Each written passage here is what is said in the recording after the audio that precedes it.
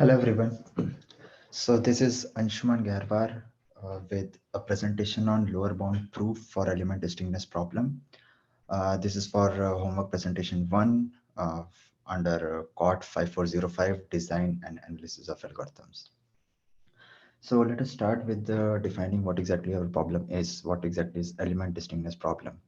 For a given array with n numbers, 1 to n numbers, we should report yes if all the elements in array are distinct, and even if there is at least one duplicate, we should return as no.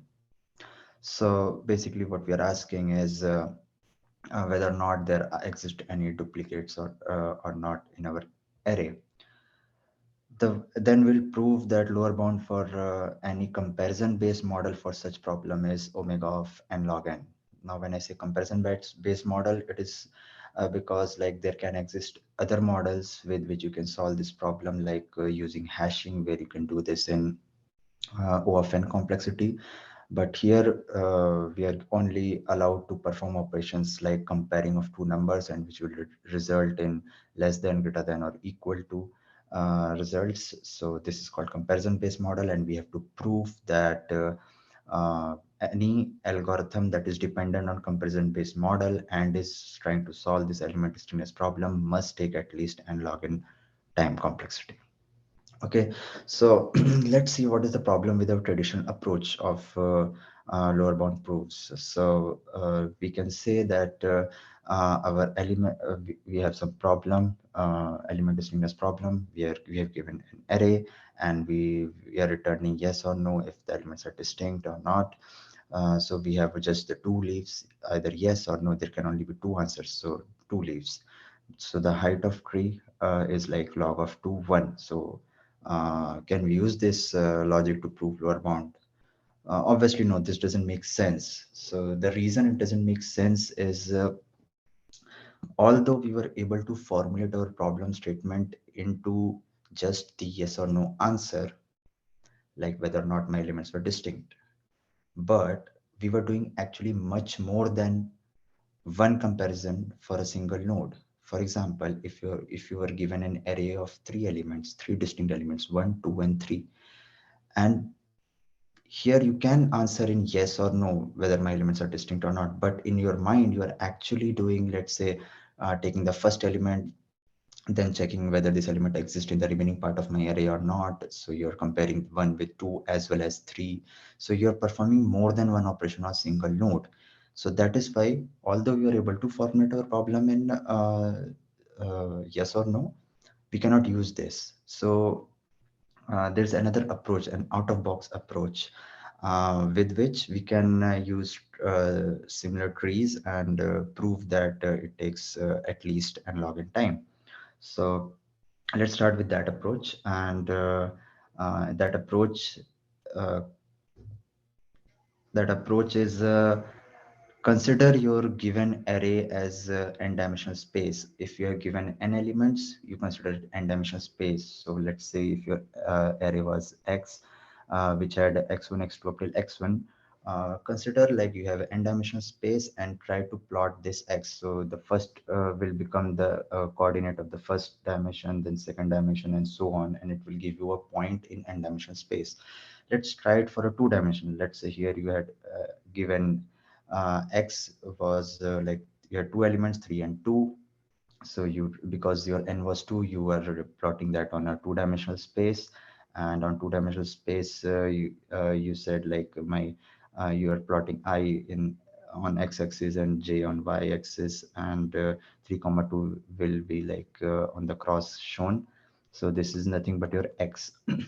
So every array, if plotted on some n-dimensional space, if it has n elements and it is plotted on n-dimensional space, it will give you a point. So we'll observe some plots and try to find out a new strategy to formulate our problem statement again. Okay, now observe here you were given this array 1 2. So there was another permutation which was possible for the same number, same elements, which was 2 comma 1. So I have plotted those two as x and circle over x on the two-dimensional curve above. And there can be another array. This was a different array, a dot array that had two same elements, like 2 comma 2. Now, although the next element is seems same, but you can assume like these two went over here and these two went over here. So you had one more arrangement of 2 comma 2. So the second arrangement, I am showing it by circle over the dot. So if you can see in our plot, we were getting two distinct x uh, x markers in our plot, but there's just one dot. Basically, there was a dot, and then the second array with a circle, it coincided with that, and that's why you're not able to see that. So basically, we can see that if there were any duplicates, then there were some points which were shadowed by other. Okay, if we see this for 3 dimension, let's say 3 dimension with like if you're given an array of 1 2 and 2, there's a duplicate over there. And if you check, like there could have been 8 different permutations, but there are not 8, because uh, this and this are same, because I have put same combination or same points in same color, so it's easier to visualize. So basically, different arrangements, we are only getting 3 distinct points. We will only get 3 distinct points if you plot this on a 3 dimensional space. So now we have observed that like if there is at least, even if there is one duplicate, then I won't be getting distinct points for all the permutations. And how many permutations for n distinct elements I can get? It's n factorial. So let's try to formulate our problem statement again by saying that if I'm trying to use this out of the box approach, then I must have n factorial distinct points when I plot it on n dimensional space. It's a good observation. Let's try to prove that. Okay, whether we'll get that or not, or it's wrong. Okay, so the problem which we have redefined is if we are comparing different indexes and going inside the tree, in the depth of the tree, then different permutations will reach some leaves. Whether they'll reach distinct leaves or not, we'll prove that later. But they'll reach some leaves. And what I want is there should be n factorial leaves giving me answer as yes. If I get n factorial leaves giving answer is yes, then I can say that my elements in the array were distinct. Okay, so let's start the proof with I'll give you 3 claims first, and first claim is not directly related to our problem, rather it helps us proving the claim 2. So I'll explain more how claim 1 is linked with claim 2 when I'll be explaining claim 2. So claim 1 says that let's say there exists some leaf L, and some permutation instance got to that leaf L after the execution. I'm denoting any such region as R of L. So if some permutation instant reached leaf L after the execution, it will be inside region of L. It will be that point will belong to region. And I want to claim that R of L is connected. Okay. What is connected and how it is helping us, I'll discuss this later. Let's see what our claim 2 says. Claim 2 is same what we observed earlier in our plot, like if given array has all distinct elements, and I wanted like n factorial leaf should return as yes, I must make sure that for distinct elements, each and every permutation, each and every instance of permutation will reach distinct leaves after the execution. Because if it doesn't reach the distinct leaves, then they might answer yes, but the number of leaves resulting yes will be less than n factorial, and I might get my answer wrong. So I have to prove that every permutation for a distinct elements will reach distinct leaves. Now say we have assumed we have proved claim 1 and claim 2. And uh, because we have proved claim 2, each and every permutation will have distinct leaves. And I also know that number of permutations will be n factorial. So I will have now like at least n factorial leaves in my complete tree. So time taken will be log of n factorial. And by Stirling's approximation, I can say that, okay, this is omega, this is n log n. So my time complexity will be omega of n log n for any comparison-based model. Okay, so let's start by proving our claim 1 and understanding what exactly connected is. Okay, so let's say there exists some figure, there is some region, and there are some two random points in that region.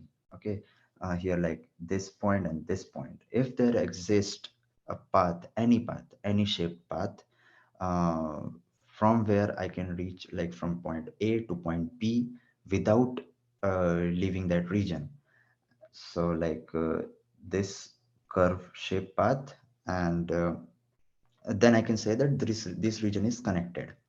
So this is definition of connected. Now, what exactly is convex means? It means that if you uh, draw the basically straight line path, if you decide to travel a straight line path from X to Y or A to B, then at any point you're not leaving that region. If you do not leave that region, then that region is also convex. Okay, so this donut like structure is not convex because we are leaving like this part is out of the region. Okay, and if I go travel the straight line, it will get out of the region, so it's not convex. But for let's say a square, any 2 points you can travel on a straight line and still you won't get out of that square, so it will be convex. So now convex is also a path. Okay, it's a special case of path, just that the path is straight line. Okay, so I can say that all convex regions are connected because every convex path is also a path, and every straight line path is also a path which is inside the region. So it makes my figure connected. But all connected regions may or may not be convex, as we saw. Okay, so now let's take an example of three-dimensional cube. Now this cube is like observable universe for us, where we are plotting all the possible uh, values of our points getting from which we are getting from different permutations. So you can restrict that observable universe. Like let's say if you say unit cube, then you must make sure that all the elements in your array must be between 0 to 1s. And similarly, you can do that for a bigger cube. But let's say we don't need to prove for a complete universe, because whatever is applicable for the smaller cube will also be applicable for the larger cube. Let's say that uh, this is your I dimension, this is your j dimension, and this is a k dimension. Okay, and my first comparison was I greater than j. What will happen now is like this dotted red line. Okay, this is I equals to j. Okay, so it will divide my complete 3D structure into two 3D structures, and this wedge will be uh, the answer, like whatever region satisfy I is greater than j. Okay, so now why I have to prove that RL is connected once we reach the execution, reach some leaf. So we have to do that because we already know that cube and square both are convex figures, and similarly our n-dimensional space before any slicing will be a convex connected region. But when I'm slicing and doing multiple operations on that, I'll have to make sure that this property hold. Okay, so how that holds is like just slicing through orthogonally. So basically, if you see that I was comparing I and j, and I was greater than j, so the slice that I slice that I used to cut my cube was uh, parallel to k. Okay, so uh, because kth was dimension was orthogonal to both I and j, this convex property holds, because still you can see any two points which can be connected through a straight line path. So basically it's just a big square which was sliced into two small rectangles. Okay, so this was geometrical analysis. Let's try to prove it mathematically. Okay.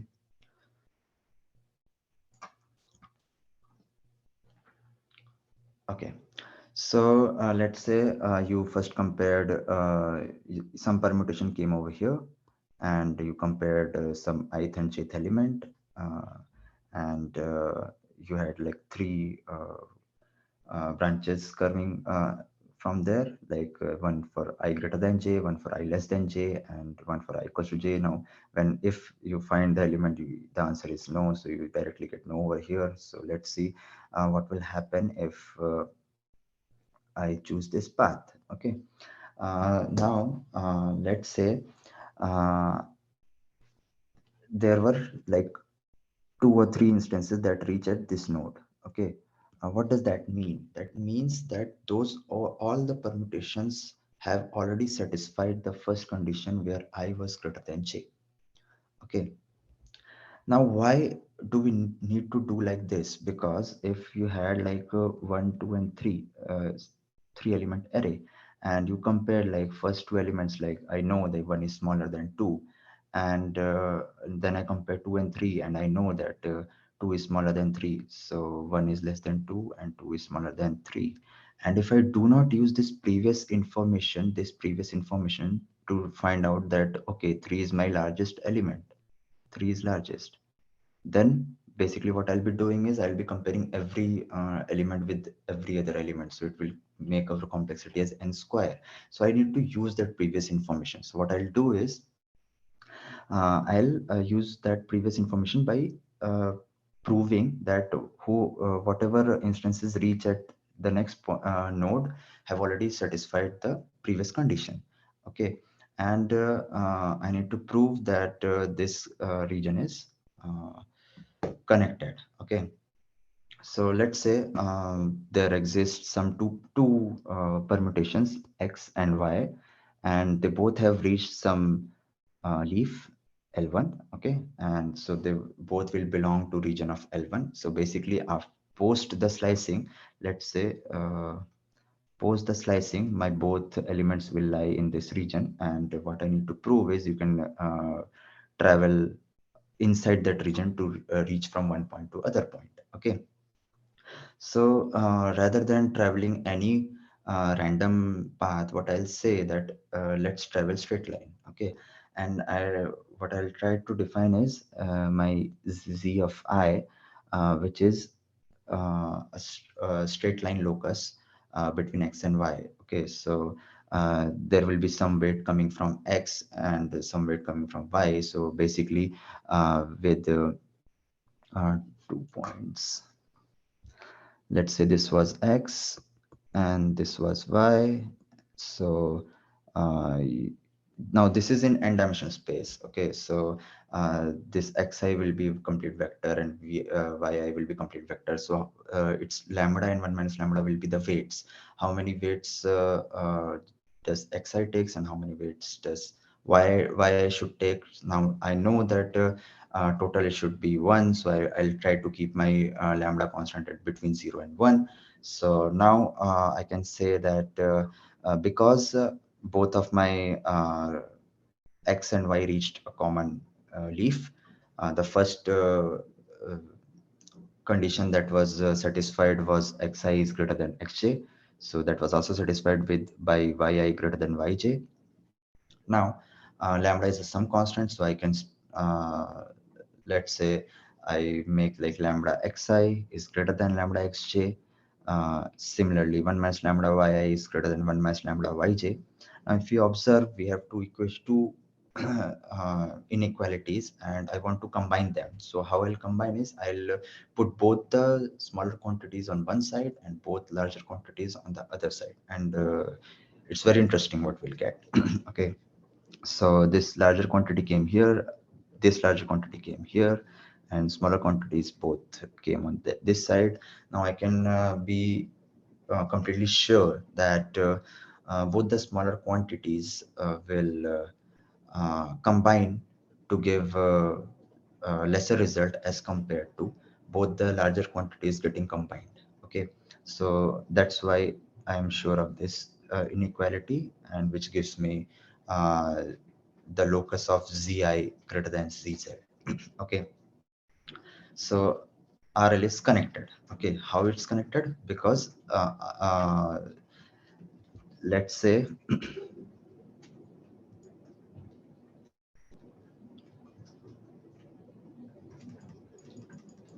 okay, so let's say there was point X, there was point Y, and you had one equation of Z, and that equation gave you each and every point on that straight line. And because for that equation, we have proved that for all Z, for any Z, um, this is true, Zi is greater than Zj.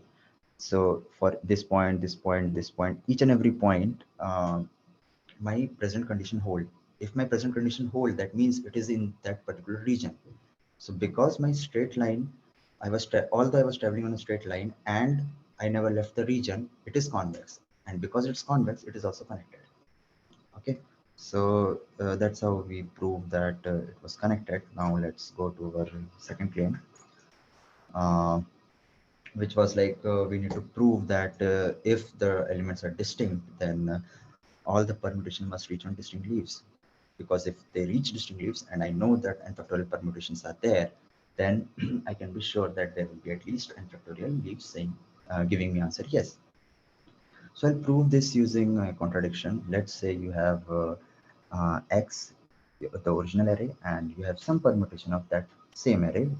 I already know that the your array was distinct, and I wanted to get an answer yes from uh, both the arrays. And let's assume that in some world they reached the same leaf after the execution. Okay, so this is my assumption. They reached the same leaf.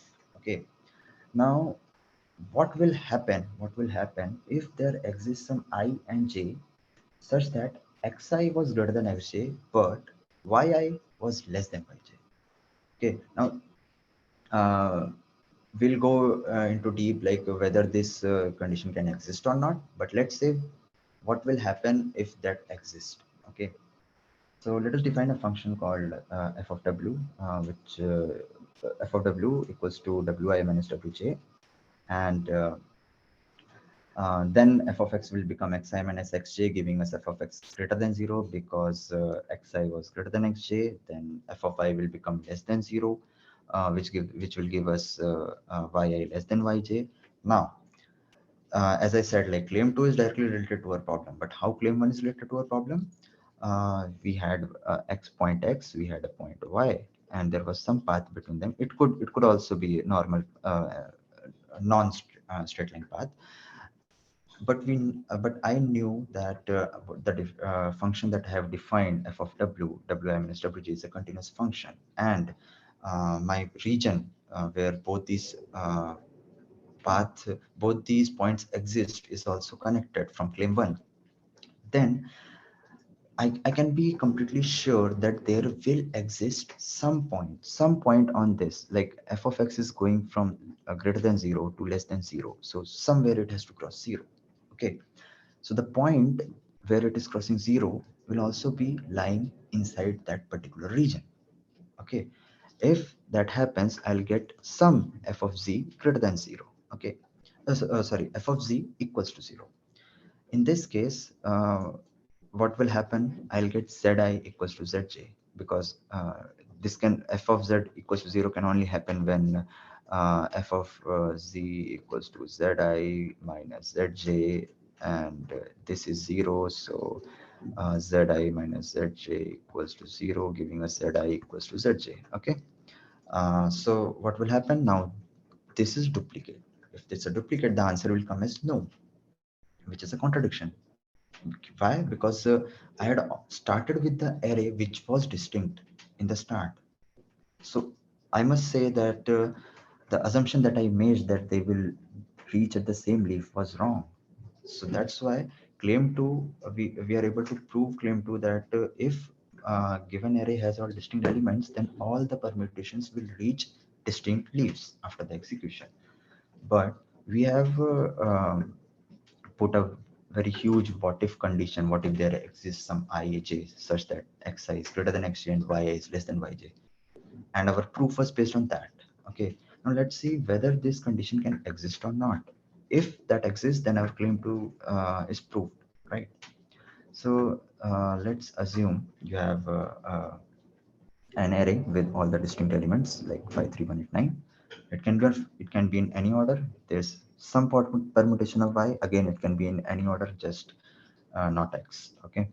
I'll define a function x prime where I have sorted that x in a decreasing order. So I'll get 98531, and I'll just put y prime like combination, like what was with 9. So with 9 it was 8. So I put 8 over here, and then with 8 it was 9. So I put 9 over here. 1, 5. So 1 with 5 is over here. Okay. So like that, I'm just putting y prime over there. Now, if we see x prime, which is sorted in decreasing order, I can say that when I is less than j, x prime I will always be greater than x prime of j. Okay, but but can I now find like some ij where this is not true for y prime? So yeah, it's in zero. It's in first and second element. See, I is less than j, but 8 is less than 9. So y prime I is less than y prime j. So why is this actually happening? So the basic logic behind that is, let's say you have an array which was sorted in some order, okay, and you choose to shuffle it, okay, for the next permutation. And the minimum shuffle you wanted to do was at least pick some element, push it to left or push it to right or anything like that. Okay, but when you push it to left, okay, let's say it was sorted in increasing order. Okay, when you push a bigger element to left, what will happen? It will ensure a smaller element coming to right side. Okay, but if, and similarly, if you push your element to right side, then it will ensure that your larger element comes to left side. So basically, uh, earlier, whatever was the polarity, like earlier I was less than j and you were getting xi greater than xj, this will surely be changed if you do this, if you try to shuffle your array. And this can again trace back to the original array that we had, and we can say that there will always exist some I in j where this condition will exist. Okay, so this is why this our what if scenario is right. There will exist some case where I in j, I is less than j, and still, sorry, there will exist some case ij such that xi is greater than xj and yi is less than yj.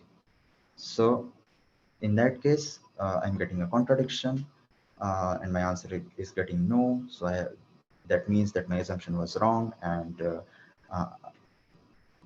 for any given array, all distinct elements, all the permutations will reach on distinct leaves. Okay, after the execution. Okay, so now I have proved claim one and I have proved claim two. So it's just remaining like if I have n factorial different permutations for some array with all the distinct elements and number of elements are n, and I also know that there will be every permutation will reach distinct leaves. So there will be at least n factorial leaves, and that will give us time complexity of omega of n log n. So that was my understanding of element distinctness lower bound proof. So thank you.